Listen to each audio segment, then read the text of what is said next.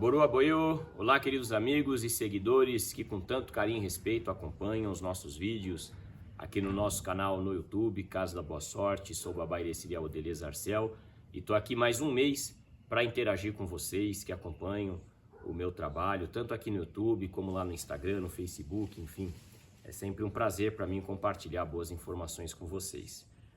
Fazendo um pedido, você que está assistindo esse vídeo e ainda não é inscrito no nosso canal, se inscreve. Você que já é inscrito, lembre de ativar as notificações para que toda vez que colocarmos vídeos novos, você possa ser informado e acompanhar aqui. E além disso, acompanhe o vídeo do princípio ao fim. E no final, gostando do mesmo, lembra de deixar o seu like, o seu comentário e, se possível, compartilhar pelo link original, nos ajudando a fazer com que as informações que serão aqui disponibilizadas cheguem ao maior número possível de pessoas.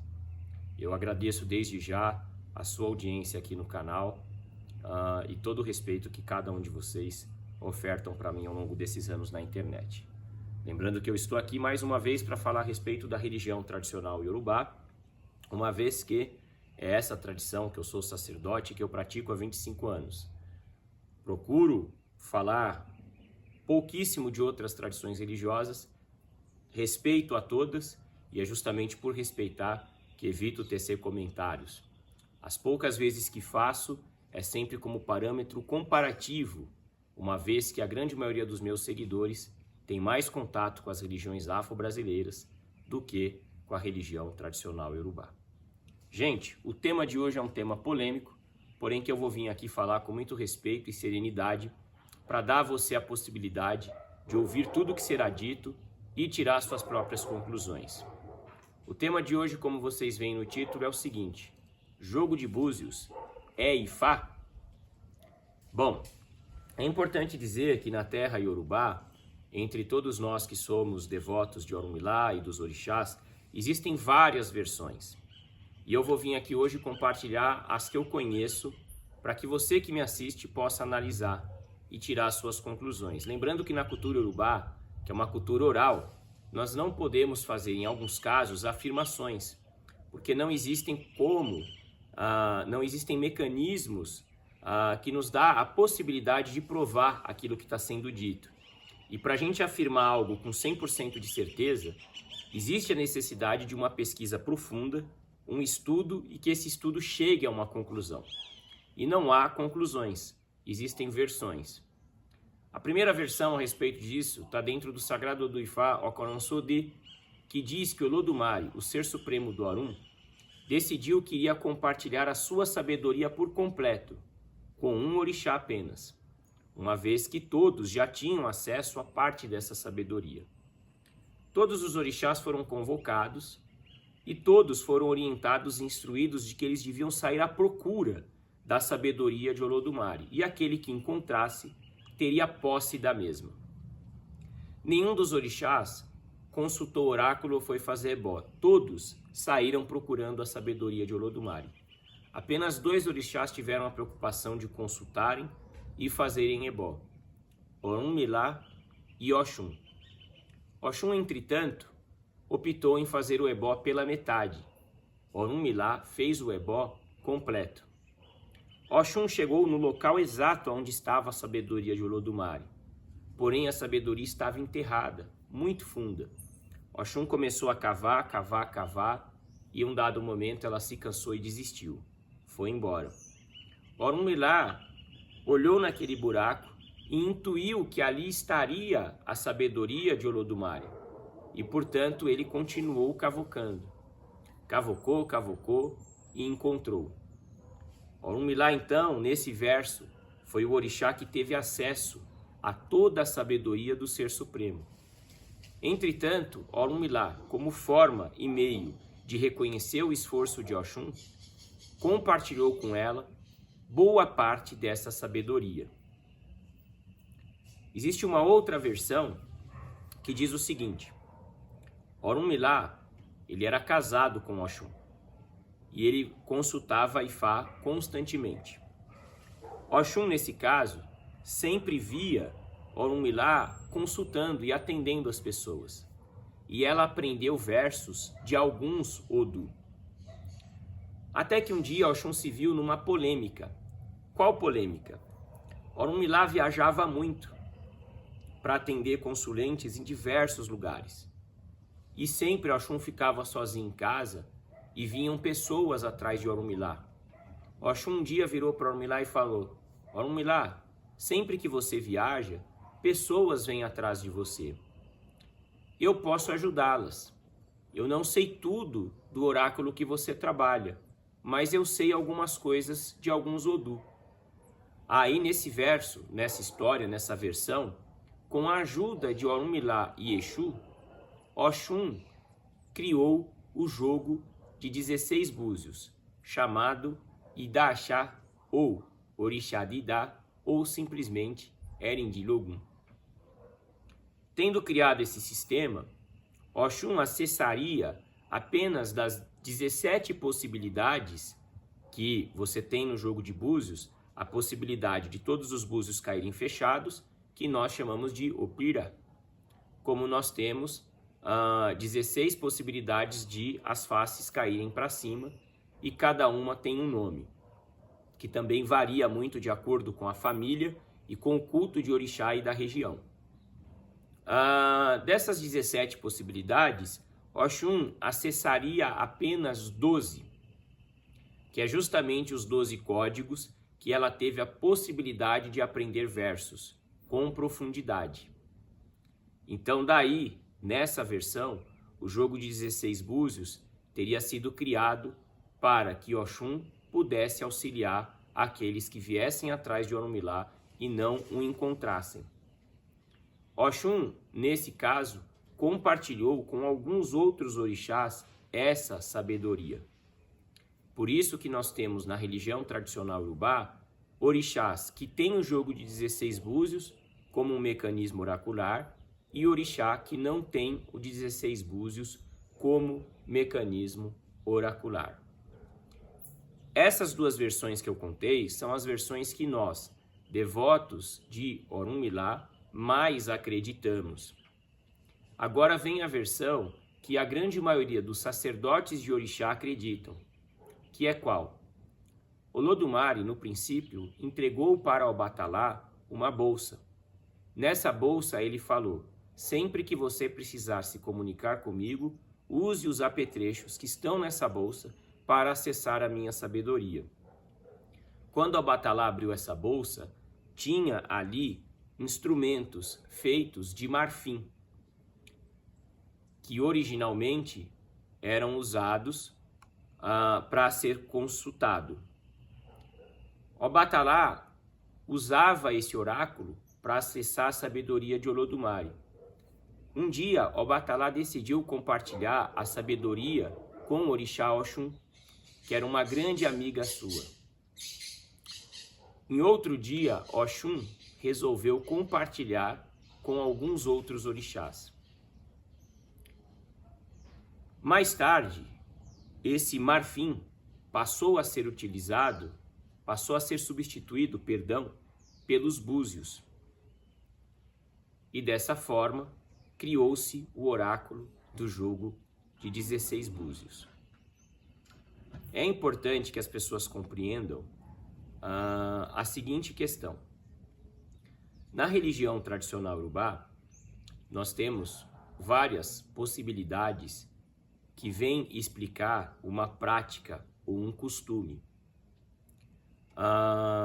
Historicamente falando, o Iquim e o Opelé, eles são mais antigos na sociedade e na cultura iorubá do que os búzios. Haja vista que o búzio, por um exemplo, ele passou a ser utilizado em algum momento como moeda de troca, como dinheiro. E isso prova a raridade dele em algum momento nessa região. Porque aquilo que é raro é que passa a ter um valor monetário. Se o búzio fosse fácil de se encontrar, ele jamais teria sido utilizado como moeda. Por quê? Porque senão isso faria com que todo mundo tivesse dinheiro e nunca foi assim a realidade. Então daí já vem essa questão. Porém, entretanto, nesse verso deixa claro que o instrumento utilizado antigamente era o marfim. e que depois ele foi substituído pelos búzios. Fica muito confuso afirmar qual é o oráculo mais antigo desses três. O que nós, sacerdotes de orixá, podemos afirmar é: o Obi e o Orobô são os dois oráculos mais antigos da religião tradicional iorubá. O jogo de 16 búzios, o Ikin e o Apelé-Ifá, são oráculos que podem ter surgido em momentos muito próximos da história, dentro da religião e da cultura tradicional do culto de orixá na terra iorubá. Discutir a antiguidade desses oráculos, qual é o mais importante, qual é o menos importante, é uma tolice, porque para nós, todos esses oráculos possuem grande importância. E, inclusive, existe um momento em que você apenas pode utilizar um deles. No oculto do orixá Orunmila-Ifá, nós só podemos usar o Ikin e o Apelé-Ifá, o Obi e o Orobô. Nós não usamos 16 búzios para falar com Orunmila. Porém, no culto de orixá como Exu, Oxum, Obatalá, Xangô, ou nós usamos o Obi, em alguns casos o Orobô ou o Erendilogum. Não tem como, em ritual desses orixás, você se comunicar com eles usando o Ikin ou o Apelé-Ifá, que são oráculos restritos do orixá Orunmila. Com relação à quantidade dos Odu, no jogo de 16 búzios, em algumas famílias, nós temos apenas 11 ou 12 Odu. Em outras famílias, nós podemos ter 16 Odu.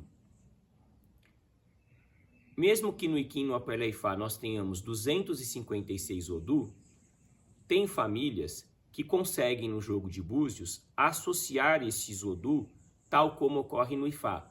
Tem famílias que não. Tem famílias que trabalham apenas com o primeiro Odu que surge na consulta. E os demais são confirmativos dentro do sistema que nós chamamos de Ibu, para responder questões objetivas, positivo, negativo, sim ou não, enfim. Independente da quantidade de Odu, o que importa, tanto no jogo de 16 búzios, como no Ikin ou no Apelé-Ifá, são os versos.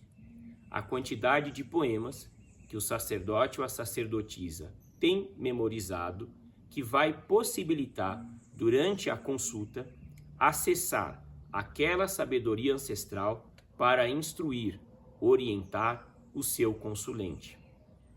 Dessa forma, a quantidade de Odu que tem no oráculo não importa, até porque, veja bem, no Ifá tem 256 Odu, mas praticamente quase todos dos 256 Odu trazem informações que se complementam. E numa consulta, você não joga para sair muito Odu. Quando você consulta o Apelé-Ifá, se saiu Ediogbe, saiu Ediogbe. Você vai trabalhar com esse Odu. Os 255 restantes, você não vai utilizar na consulta. Então, o que vai importar é o conhecimento que o Babalawo tem ali de Ediogbe. Como no Erendilogum. Quando o sacerdote consulta, caiu Oxé, 5 búzios abertos. Ele não vai trabalhar os outros Odu. Ele vai usar o que ele conhece de Oxé para orientar o seu consulente. Por isso, é muito importante as pessoas compreenderem. A quantidade do Odu que tem em cada oráculo não determina qual é mais ou menos importante. Ambos têm um grau de importância enorme dentro da religião tradicional iorubá. Agora, mais importante que isso é o conhecimento que o sacerdote ou a sacerdotisa adquiriu dentro da sua família e linhagem com os versos. Por que dentro da família e linhagem? Porque agora nós vamos chegar a uma outra questão. O Ifá, ele tem variações. Em Leifé, a ordem dos Odu é diferente da maioria das regiões. Inclusive, versos podem, em uma determinada região, estar dentro de um Odu, em uma outra determinada região, está dentro de outro Odu. Isso ocorre. No Erendilogum, nós temos diversas possibilidades, inclusive para nomear os Odu. Tem lugar que chama Ossá de Oturá, ou Otuá. Tem lugar que 13 búzios abertos é chamado de Icá. Tem lugar que é chamado de Metalá. e tem lugar que é chamado, se eu não me engano, de Okoran-Agba, se eu não estiver enganado. Então isso demonstra a complexidade e a profundidade da questão oracular. E o quanto é importante você aprender isso dentro da sua linhagem para que você não venha a correr o risco de se comunicar de forma inadequada com a sua ancestralidade espiritual. Porque essa questão oracular, é importante que vocês entendam, eu vejo ela de forma muito parecida com o idioma. Eu estou no Brasil, eu preciso me comunicar com pessoas brasileiras, eu preciso fazer que elas me entendam, eu preciso conversar com elas no meu dia a dia em português. Não tem como eu falar em Yorubá, em inglês, com quem não vai compreender e não fala esses idiomas. Isso é a mesma questão do oráculo. Se a sua família é de Abelcutá, você aprender Opelé ou Iquim com sacerdotes de Ilê e Fé é uma contradição. Você vai estar falando uma linguagem diferente da sua ancestralidade. Se a sua família é do culto de Obatalá, de Abelcutá, você aprender em Dilogum com um Babá Olobatalá de Ilê e Fé vai gerar um conflito na hora da compreensão e da transmissão das informações e do diálogo que você está criando ali com a espiritualidade. Porque a sua ancestralidade tem uma forma de se comunicar, porém a forma que você aprendeu é de uma ancestralidade distinta. Isso vai gerar um choque de informações. Por isso eu trabalho muito no esclarecimento sobre a importância de você aprender dentro da linhagem a qual você pertence, para que você possa, através disso, se comunicar adequadamente com a ancestralidade que te reconhece. Isso dentro da religião tradicional Urubá é muito importante. Vejam bem, a questão dos versos. O Iquim e o Opelé Ifá, os versos de Ifá têm uma configuração. Mesmo para as famílias que entendem que o jogo de 16 búzios veio do Ifá, a configuração dos versos são outras. Como por um exemplo, em versos de Ifá não faz menção ao búzios abertos na peneira. Em versos de Arindilogum, muitos versos começam dizendo: quando nós vemos 4 anciões na peneira, nós chamamos eles de Irossum. Ou seja, é um verso específico para esse sistema oracular. O que eu quero dizer com isso? Independente da tradição e da linhagem, acreditar que o Erindilogum veio do Ifá ou que não veio do Ifá, o Erindilogum, o jogo de 16 búzios, é um oráculo, o Iquim e o Opelé Ifá são outros oráculos. Ambos são distintos e utilizados com finalidades distintas. Dizer que o jogo de búzios é Ifá é um equívoco, porque ele é um oráculo muito mais utilizado pelos sacerdotes de Orixá. Por isso o nome dele é Idaxá, ou Orixá Didá. E Erindilogum é o número 16, uma vez que utiliza-se 16 búzios. Já o Iquim e o Opelé Ifá pertencem ao orixá chamado Orunmilá, que para nós é conhecido como Orunmilá Baba Ifá. Orunmilá, o pai de Ifá, no sentido de que ele é quem é o pai que possui a sabedoria que nós chamamos de Ifá, que para nós é a sabedoria do Ser Supremo, a quem nós chamamos de Olodumare. É muito importante as pessoas compreenderem isso que foi falado e entender também o seguinte: aqui no vídeo eu estou tendo muito cuidado para deixar claro que não existe a ideia na terra Yorubá de que um oráculo é melhor ou pior que o outro. Existem versões que dão o entendimento distinto da origem desses oráculos e, consequentemente, possibilita aquela linhagem ter um entendimento a respeito da sua tradição e da sua ancestralidade. Isso não significa que tem lugar que vai dizer que o Iquim ou Opelé é melhor que o Erindilogum ou vice-versa. Tudo vai depender do costume, do orixá, da região que aquela linhagem está inserida. Agora, o mais importante de deixar claro aqui nesse vídeo é: o conhecimento, o aprendizado, o treinamento e a prática. É isso que faz um oráculo ser completo ou incompleto. A forma como quem está consultando, como no Brasil as pessoas chamam, o olhador, tem para utilizar aquela ferramenta e auxiliar aqueles que os procuram. Tá bom? Meus queridos, espero que vocês tenham gostado do vídeo de hoje. Faço o pedido, lembrem de deixar o like, o comentário, compartilhar pelo link original. Ainda esse mês pretendo gravar vídeo aqui para o canal, se for possível devido à correria. Caso contrário, em novembro estaremos juntos.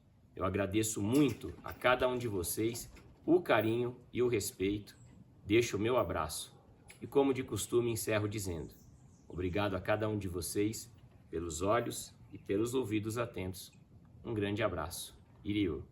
Tchau, tchau.